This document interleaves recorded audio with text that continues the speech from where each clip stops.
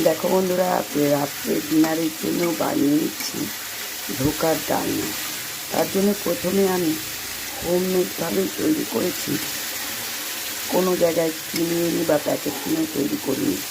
ছোলার ডালটাকে আমি দুপুর নাগাদ ভিজিয়ে দিয়েছিলাম, তারপরে সেটা মিক্সিতে পেস্ট করে নিয়েছি 2-4টে কাঁচা লঙ্কা দিয়ে, এবং ওই পেস্টের মধ্যে দিয়েছি নুন, হলুদ, একটু জিরে গুঁড়ো, হিং, একটু সামান্য মিষ্টি। তারপরে ওটাকে আমি পেস্টটাকে কড়াইয়ে নাড়াচাড়া করে নিয়ে একটা থালার মধ্যে শেপ করে রেখে দিয়েছিলাম, এবং বরফি বরফি শেপে কেটে নিয়ে সেগুলোকে আমি ভেজে নিয়েছি। এই দেখো, ধোকাগুলোকে ভেজে নিয়েছি। আর এইদিকে আলুর দমের মতো করে আলুটাকে কষিয়ে নিচ্ছি। এবার এতে দিয়ে দেবো একটু সামান্য জল, এবং একটু ফুটে উঠলে নামানোর ঠিক আগে আমি দিয়ে দেবো ধোকাগুলো। কারণ এখন জল দেওয়ার সঙ্গে সঙ্গে যদি দিয়ে দিই তাহলে ধোকাগুলো সমস্ত ভেঙে যাবে এবং ঘেঁটে যাবে, এবং তরকারিটাও ভালো লাগবে না খেতে।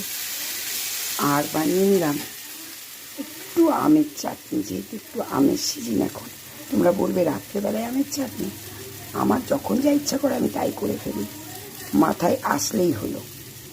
আর একটু বেগুন আর একটু মিষ্টি কুমড়ো ভেজে নিয়েছি, আর করে নিয়েছি আজকে ভাত। আজকে রুটি করিনি, তো রুটি করিনি বলে এতগুলো তরকারি করেছি। রুটি করলে একটা তরকারি দিয়েই হয়ে যায়। দেখো, এখান থেকে তেল ছাড়তে আরম্ভ করেছি। এতে আমি দিয়ে দিচ্ছি সামান্য একটু জল, খুব বেশি জল দেব না, মিক্সি ধোয়া জলটা দিয়ে দিলাম। আর নামানোর আগে আগে আমি দিয়ে দেবো একটু কাস্তুরি মেথি আর হিং। হিংটা নিরামিষ তরকারিতে, যে কোনো তরকারিতে দিলে খুব ভালো টেস্ট আসে।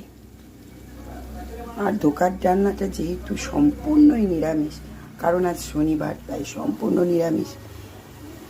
শনিবার না হলেও আমি ধোকার ডালনাতে কখনো পেঁয়াজ রসুন বা অন্য কিছু দিই না, প্লেন আদা বাটা, জিরা গুঁড়ো, ধনে গুঁড়ো দিয়ে করি, আর অন্য কোনো মশলা ইউজ করি না। আর কালারের জন্য জাস্ট একটু কাশ্মীরি মির্চ দিয়ে দিই।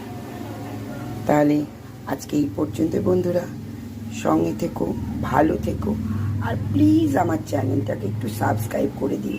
আমরা সবাই যদি সবার পাশে একটু থাকি তাহলে সবাই আমরা এগিয়ে যেতে পারবো। তাহলে টাটা বন্ধুরা।